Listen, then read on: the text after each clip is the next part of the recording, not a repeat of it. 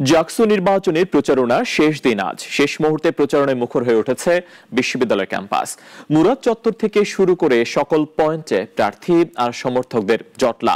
Leaflet বিতরণ কিংবা মুখোমুখি প্রচারণা সবখানেই সরব উপস্থিতি তাদের। আকিব সুলতান অর্ণবের রিপোর্ট, জানাচ্ছেন শাশ্বতী সরকার। সকাল থেকে মেয়েদের হল সংলগ্ন টারজান পয়েন্ট ও ছেলেদের হলের সামনে প্রচারণা চালায় ইসলামী ছাত্র শিবির সমর্থিত সমন্বিত শিক্ষার্থী জোট।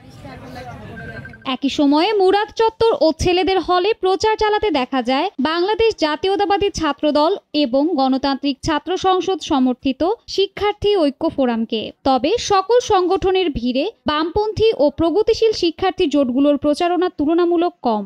প্রতিদিনের ন্যায় আজকেও আমরা শিক্ষার্থীদের কাছাকাছি গিয়েছি। আপনারা দেখেছেন যে শিক্ষার্থীদের কিরকম আগ্রহের জায়গা, তারা আমাদেরকে খুব সুন্দরভাবে গ্রহণ করছে, কথা বলছে এবং আমরা আশাবাদী যে 11 তারিখের শিক্ষার্থীরা যে রায় দেবে সে রায়ে এই জাতীয়তাবাদী ছাত্র দল মনোনীত যে প্যানেল, সেই প্যানেলই বিজয় লাভ করবে। এদিকে সম্প্রীতির ঐক্য প্যানেল থেকে ভিপি পদপ্রার্থী অমর্ত্য রায়ের প্রার্থিতা ফিরিয়ে দিতে নির্দেশ দিয়েছে হাইকোর্ট। এর আগে জাকসু গঠনতন্ত্র অনুযায়ী ভোটার ও প্রার্থীর অযোগ্য হওয়ার অভিযোগ এনে তার প্রার্থিতা বাতিল করেছিল প্রশাসন।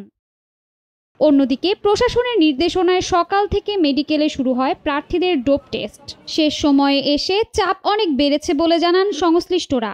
প্রশাসন ডোপ টেস্টের জন্য আজকে ডেকেছেন সব প্রার্থীদেরকে, যেটা খুবই ভালো একটা জিনিস, কিন্তু আমার মনে হয় যে এইটা আরো আগে করা উচিত ছিল। এটা অন্তত 1 সপ্তাহ 2 সপ্তাহ কিংবা 1 মাস আগে করানোর কথা ছিল।